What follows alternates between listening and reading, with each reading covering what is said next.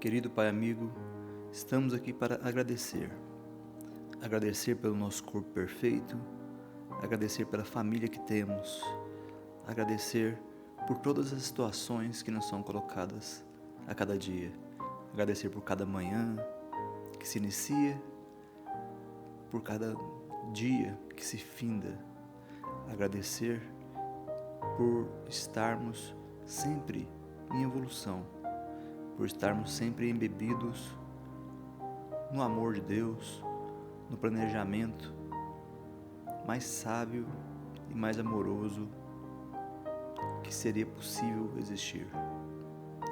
Que possamos, Senhor, entrar em harmonia com esse planejamento sábio e amoroso, compreendendo que todas as situações de nossas vidas são situações para nosso amadurecimento, para o nosso crescimento, para o nosso entendimento. Que possamos, Senhor, aceitar todas as situações que nos são impostas, sem que possamos, de alguma maneira, intervir. Que essas situações possam nos fazer crescer e nos fazer entender que somente amando, trabalhando, tendo esperança de um dia melhor e perdoando, poderemos atingir um grau de leveza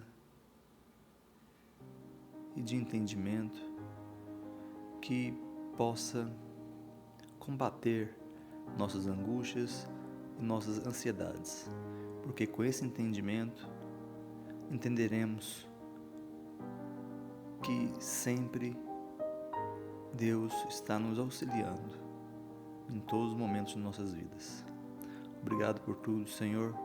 O Senhor possa estar sempre conosco e que possa conduzir a palestra dessa noite da melhor maneira possível. Muito obrigado. Que assim seja. Oscilações. Natural que, em tua atual condição evolutiva, experimentes inúmeras oscilações psicológicas no cotidiano.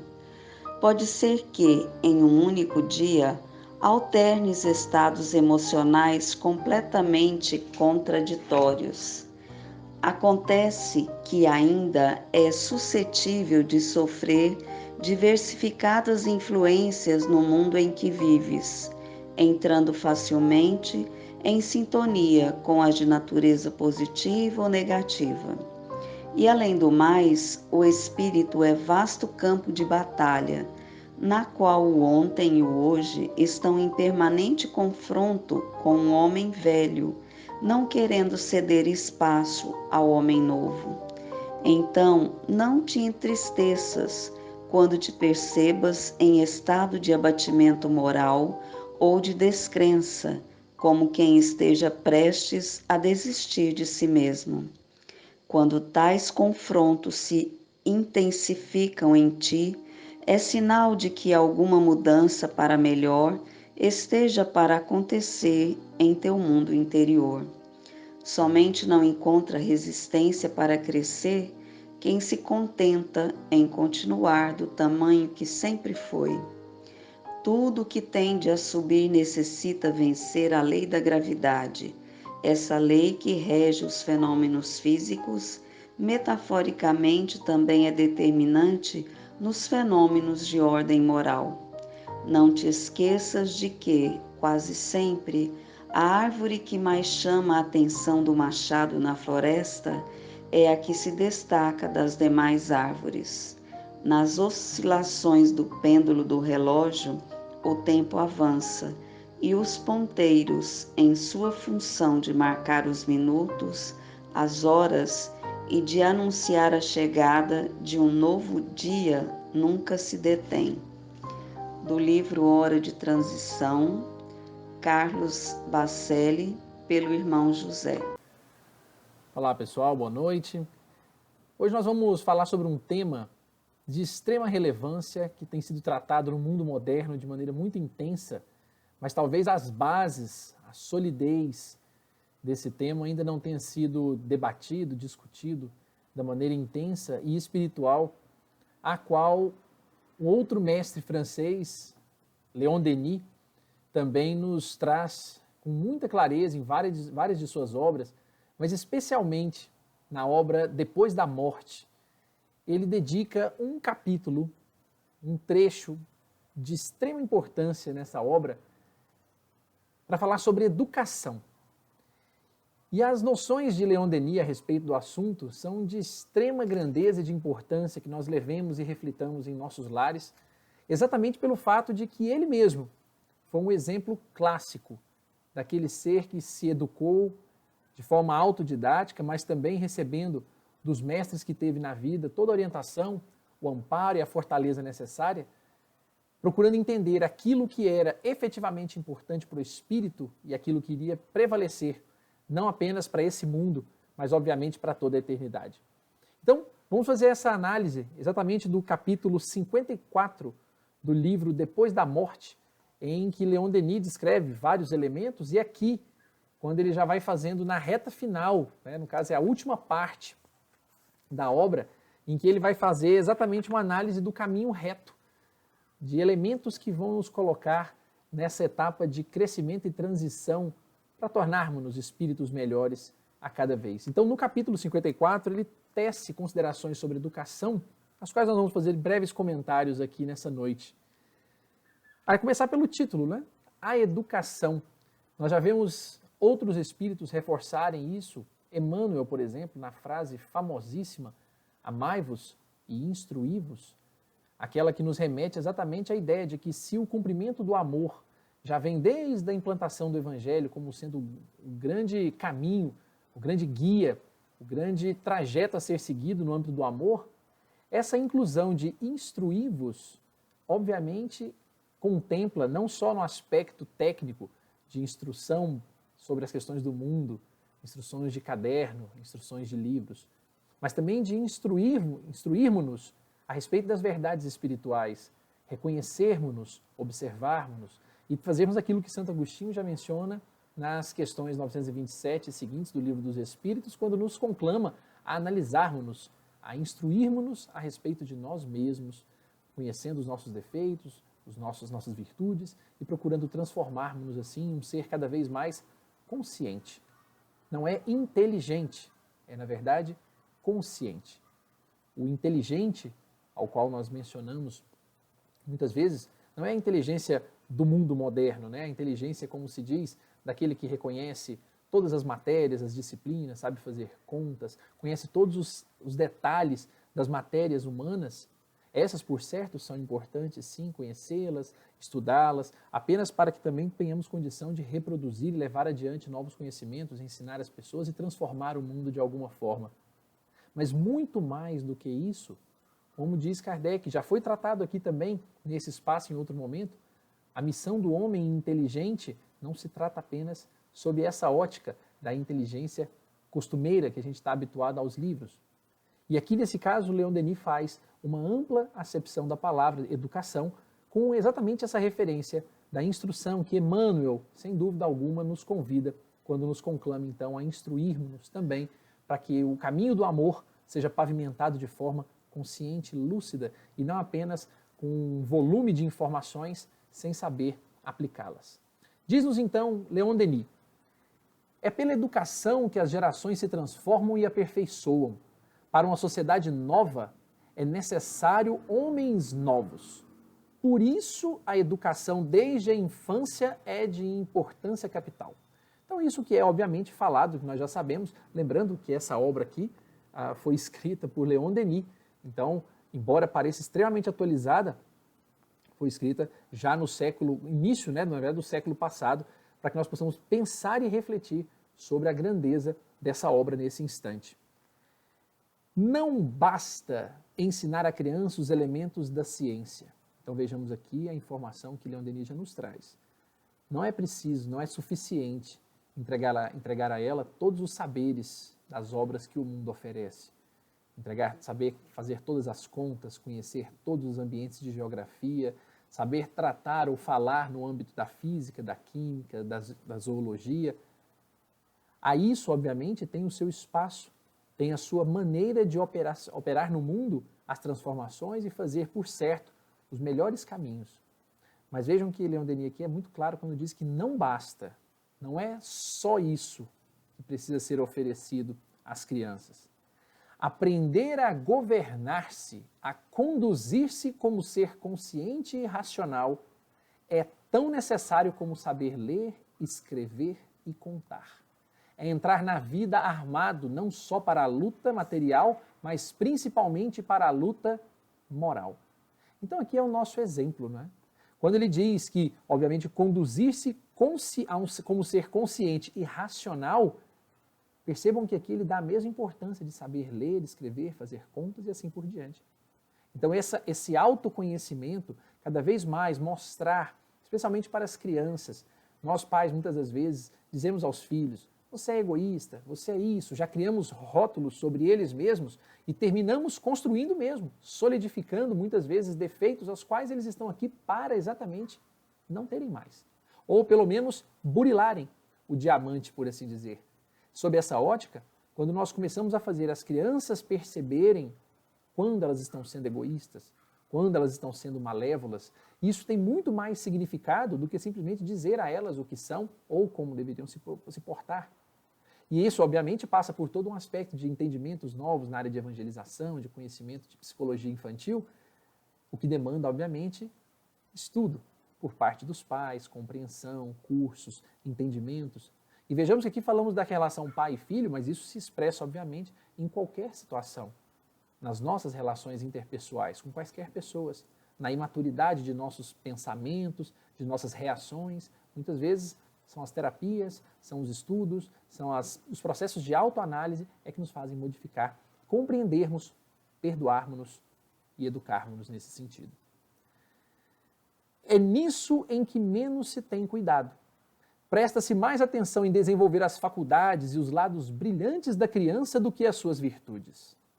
Na escola, como na família, há muita negligência em esclarecê-la sobre os seus deveres e sobre o seu destino. Interessante falar, né, para as crianças ou para os adolescentes sobre o seu destino. Pensar exatamente sobre responsabilidade do que fazemos, do que pensamos, de como agimos na adolescência e as consequências nesta e em outras existências também. Há um receio de tratar sobre isso, e exatamente no momento em que eles estão amadurecendo para que cheguem na idade adulta em condição de assim fazê-lo. Então, se nós começarmos a pensar isso no ambiente espiritual também, quantas pessoas hoje, já adultas, ainda se encontram engatinhando nas reflexões sobre essa experiência materna, a experiência terrena que estamos tendo e, obviamente, sobre as consequências disso para outras existências. Preferimos não pensar. Me lembro da minha avózinha querida, quando falávamos sobre questões relacionadas a depois da morte, o que seria, como seria. Ela já batia na madeira 3 vezes e dizia, Deus me livre, não fala dessas coisas, senão a gente chama. Obviamente, ainda trazendo consigo as experiências que vinham arraigadas em preconceitos, em medos, em questões que eram incutidas nas pessoas, mas sem a devida reflexão, coisa que o mundo moderno hoje nos demonstra ou nos exige que façamos de forma diferente. Segue o mestre Lyonês dizendo-nos, portanto, desprovida de princípios elevados, ignorando o alvo da existência, ela, no dia em que entra na vida pública, entrega-se a todas as ciladas, a todos os arrebatamentos da paixão num meio sensual e corrompido. Numa questão lógica, numa sequência. Então que nós possamos aos poucos entender o nosso compromisso com a infância, não só com os filhos, mas com a infância como um todo. As músicas, os pensamentos, as reflexões, os hábitos, os exemplos que levamos como um todo, não só para os nossos filhos, mas para todos da infância e da adolescência, para que eles, obviamente, nos observando, cheguem de maneira diferenciada, refletindo sobre o espírito, sobre as questões da eternidade, obviamente vivendo, experimentando a matéria, como já aqui foi dito, o homem no mundo, ele experimenta as coisas do mundo, ele vive as coisas do mundo, mas sem se deixar levar ou se escravizar pelas coisas do mundo. Mesmo no sentido secundário, aplicam-se a atulhar o cérebro dos estudantes com um acervo indigesto de noções e fatos, de datas e nomes, tudo em detrimento da educação moral. A moral da escola, desprovida da sanção efetiva, sem ideal verdadeiro, é estéril e incapaz de reformar a sociedade. Por certo, as escolas entregam todo o conteúdo necessário para essa existência e, obviamente, para consolidar ou trazer informações até mesmo para outras. Mas o mais importante que Leon Denis reforça não é que não deve ser feito, é que todo o tempo é dedicado a isso e cobra-se, obviamente, isso, mas no vestibular da vida é que percebe-se, na verdade, que muitos acabam sendo reprovados. São aprovados, entram nas instituições, estudam, fazem uma academia, mas, obviamente, no vestibular da vida, da fraternidade, da solidariedade, da caridade, do amor ao próximo, terminamos todos nós sendo de alguma forma reprovados, porque não fomos educados, não recebemos as lições, não vimos os exemplos, não discutimos a importância. Por isso, quando um filho pergunta, por que eu tenho que fazer, por exemplo, a caridade? Por que eu preciso ajudar as pessoas? É uma hora magnífica para que se possa exatamente discutir e conversar com base nessas reflexões da importância de se fazê-lo. Seja fazendo porque, obviamente, também receberá no sentido contrário, seja fazendo porque se sente bem, seja fazendo porque isso leva a um processo de transformação íntima que vence o egoísmo de pensar só em si. Aí cada filho, cada pai, cada educador, cada mestre encontrará o seu melhor recurso, o seu melhor mecanismo para fazê-lo. Mais pueril ainda é o ensino dado pelos estabelecimentos religiosos, onde a criança é apossada pelo fanatismo e pela superstição, não adquirindo senão ideias falsas sobre a vida presente e futura. É aqui a hora em que nós precisamos definitivamente discutir a evangelização infantil.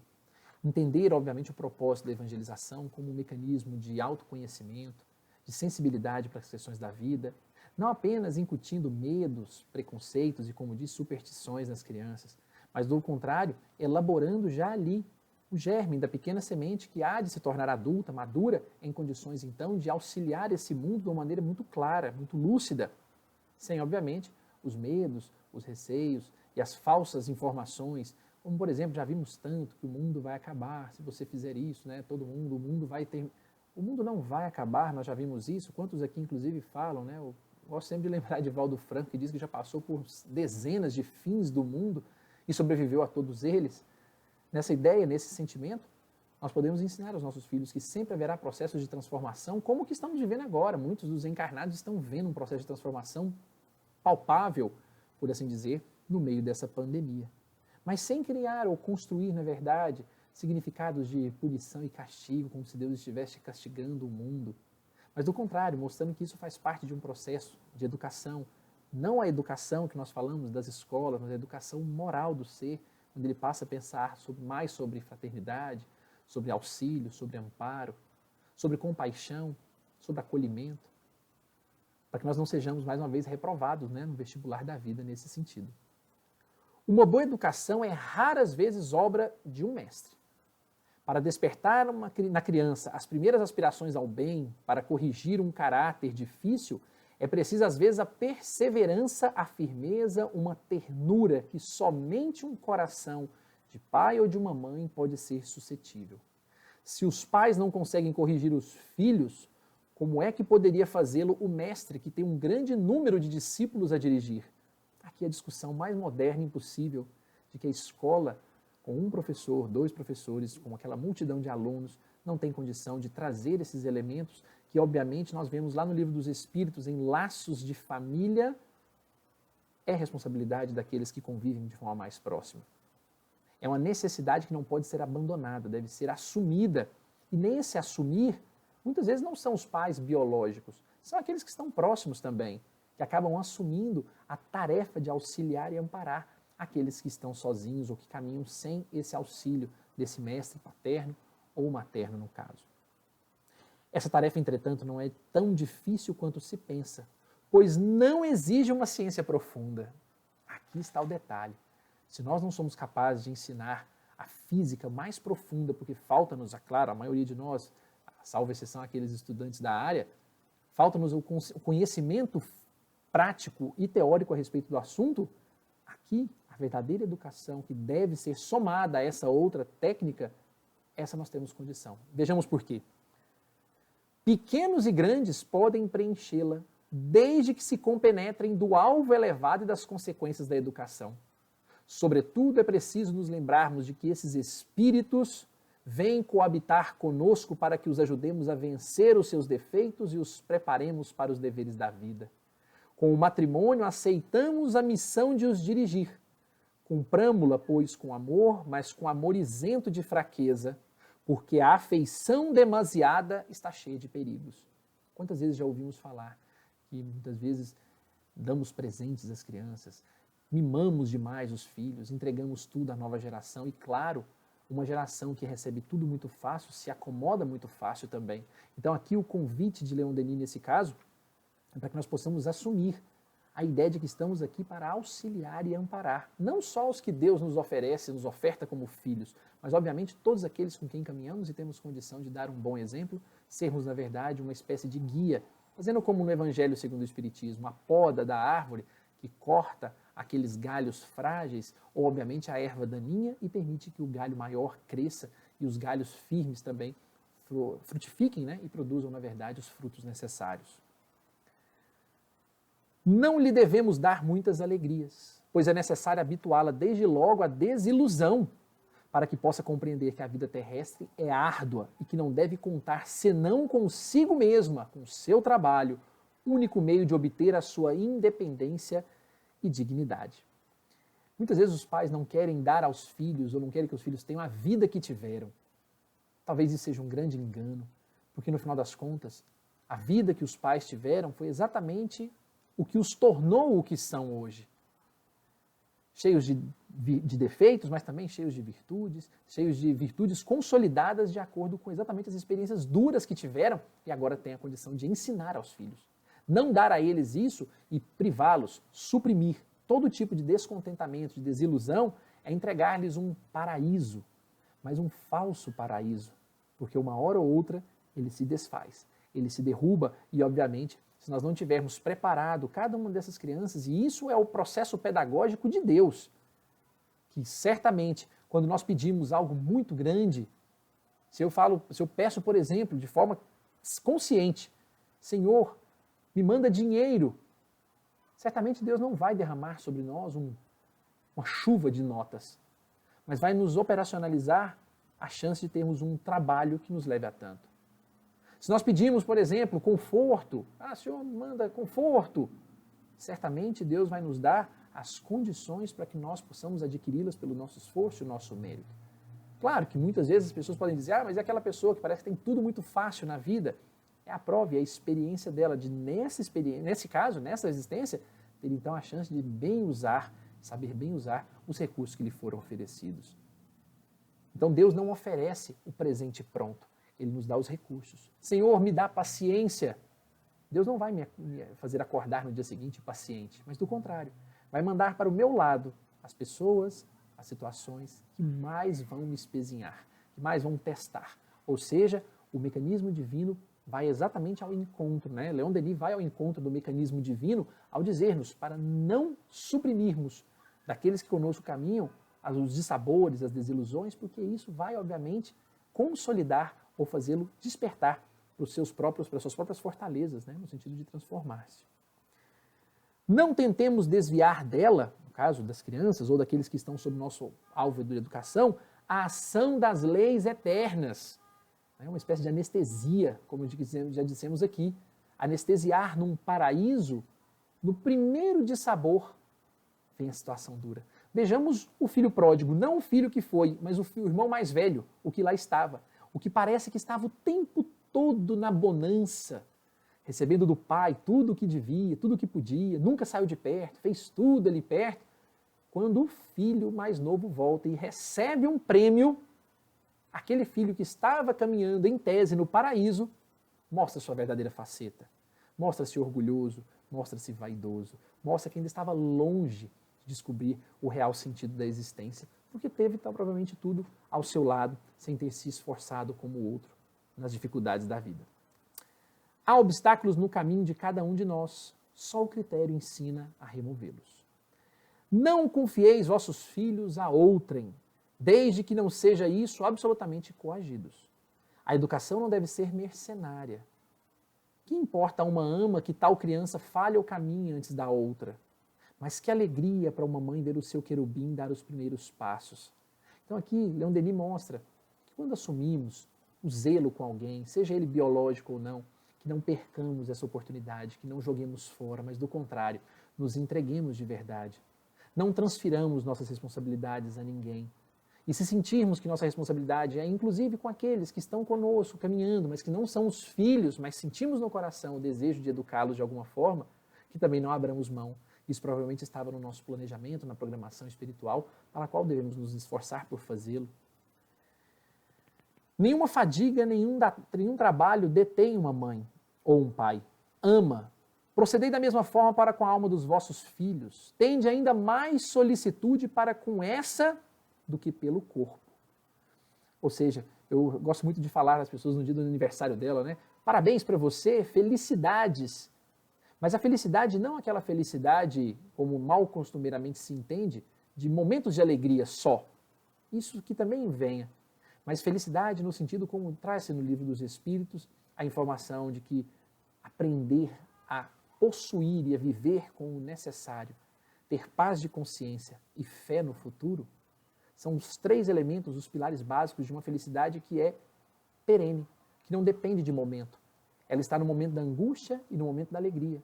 Essa condição de felicidade associada a, então, desejar saúde no aniversário, não só saúde física, orgânica, mas saúde espiritual, saúde educada. É essa saúde que mostra, obviamente, o nosso intento, o nosso desejo de sermos melhores, de estarmos melhores, com a nossa consciência tranquila de tudo que estamos fazendo. Então, nesse sentido, quando Leon Denis menciona, tende mais solicitude para com a parte espiritual, do que pelo corpo, não é abrir mão. Obviamente, os cuidados devem ser todos tomados. Remédios, vacinas, cuidados com machucados, todo tipo de tratamento necessário para cada criança deve ser feito. Entretanto, muito além disso, o aspecto espiritual não pode ser colocado em segundo plano ou deixar de ser realizado. O corpo consumir-se-á em breve e será sepultado. No entanto, a alma imortal, resplandecendo pelos cuidados com que foi tratada, pelos méritos adquiridos, pelos progressos realizados, viverá através dos tempos para vos abençoar e amar. Ou seja, aquele corpo, efetivamente, há de um dia ser sepultado. Mas aquele espírito, pelo que já dito aqui, os laços de família eternizados, também na lei da reencarnação, há de nos manter sempre juntos dos filhos, que um dia serão pais, outro dia serão avós, outro dia estarão como filhos novamente, e todos nós caminhando juntos nessa grande jornada evolutiva. Partindo para a conclusão, o mestre francês, conclui dizendo: a educação baseada numa concepção exata da vida transformaria a face do mundo. Suponhamos cada família iniciada nas crenças espiritualistas, vejam que Leon Denis é muito claro quando não diz necessariamente crenças espíritas. Ele diz crenças espiritualistas porque reconhece a grandeza da religiosidade e não apenas da religião por si só. Reconhece a multiplicidade daqueles que, obviamente, entendem a religiosidade e a espiritualidade, podendo levar ao amor, à caridade em qualquer local e não em grupamentos específicos. Como já dizia Paulo no Evangelho, segundo o Espiritismo, fora da caridade não há salvação. Não se fala fora dessa ou daquela religião, desse ou daquele grupamento. Fora da caridade não há salvação.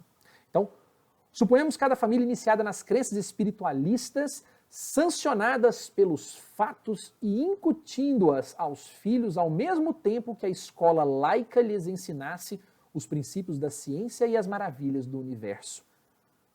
Se assim o fosse, uma rápida transformação social operar-se-ia então sob a força dessa dupla corrente. A entrega pelas escolas do conhecimento laico, do conhecimento deste mundo, a dar àqueles seres ferramentas para que possam transformar e modificar as condições físicas, biológicas, sociais, mas somado a essa educação espiritual do autoconhecimento, de mostrar as realidades da existência presente, pretérita e futura, isso garantiria, na verdade, seres mais conscientes, que não se entregariam às juventudes, muitas das vezes, cheias de devassidão, cheias de perigos. E, obviamente, é uma fase da madureza, da fase adulta, infantilizada, porque não percebeu ainda que as suas ações, as suas reações terão efeitos futuros e são consequência de situações pretéritas que os colocaram aqui agora. Marchai, caminhai. Então esses verbos acabam, na verdade, nos despertando quando estamos conscientes da necessidade de fazê-lo. E então, encerrando a mensagem, diz-nos então Leon Denis: todas as chagas morais são provenientes da má educação. Todas. Mas nós já sabemos que as chagas morais são, na verdade, uma manifestação do egoísmo. Logo, o que podemos entender aqui é que se não se estuda, se não se educa, se não se observa, certamente tornaremos-nos egoístas, no sentido mais claro da palavra mal educados, egoístas, que obviamente orgulhosos, que só pensamos em nós mesmos e não percebemos a grandeza de toda a nossa existência e da missão que temos aqui nesse planeta. Reformá-la, colocá-la sobre novas bases, traria à humanidade consequências inestimáveis. Instruamos a juventude, esclareçamos sua inteligência, mas antes de tudo, falemos ao seu coração. Ensinemo-lhes a despojar-se das suas imperfeições. Lembremos-nos de que a sabedoria por excelência consiste em nos tornarmos melhores. A sabedoria por excelência consiste em tornarmos-nos melhores. Que possamos entregar essa sabedoria à juventude física, mas também à juventude espiritual. Nós que ainda somos crianças espirituais, aprendemos tanto com seres verdadeiramente sábios e notamos que o sábio não é aquele que domina ou maneja bem todos os saberes que os livros do mundo nos oferecem, mas do contrário, são aqueles que aprenderam a transformar-se e a transformar os outros ao seu redor, a transformar o mundo para que sejam melhores. Que possamos levar essa reflexão para os nossos lares, para as nossas casas, onde estamos com os nossos filhos, mas especialmente por onde passarmos, no local de trabalho, nos ambientes em que frequentarmos, que possamos levar um pouco do nosso exemplo com esse intuito de bem educarmos a cada uma das pessoas e termos a humildade também de nos permitir educarmos, observando-nos e observando o comportamento daqueles que conosco caminham. Um forte abraço a todos.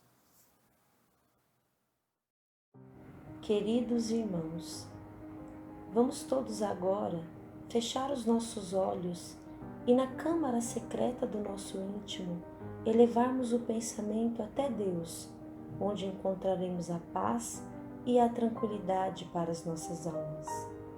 Senhor, após a palestra de hoje, sentimos-nos privilegiados por ter nos dado a oportunidade de conhecer um pouco mais sobre a sua mensagem que tanto nos inspira os sentimentos mais elevados. E assim, com o coração inundado do bálsamo de luz, manifestamos a Ti o desejo de sermos conhecedores de nós mesmos. Mas para isso, clamamos que derrame sobre nós os fluidos sublimes, capazes de elucidar os enigmas mais profundos do nosso ser, possibilitando-nos entrar em contato com a parte de nós que ainda se faz oculta aos nossos sentidos. Certos de que, pela sua misericórdia, receberemos o auxílio desejado, agradecemos o seu gesto de infinita bondade a nos envolver e a nos impulsionar para seus braços acolhedores que nos aguardam na eternidade. Que assim seja.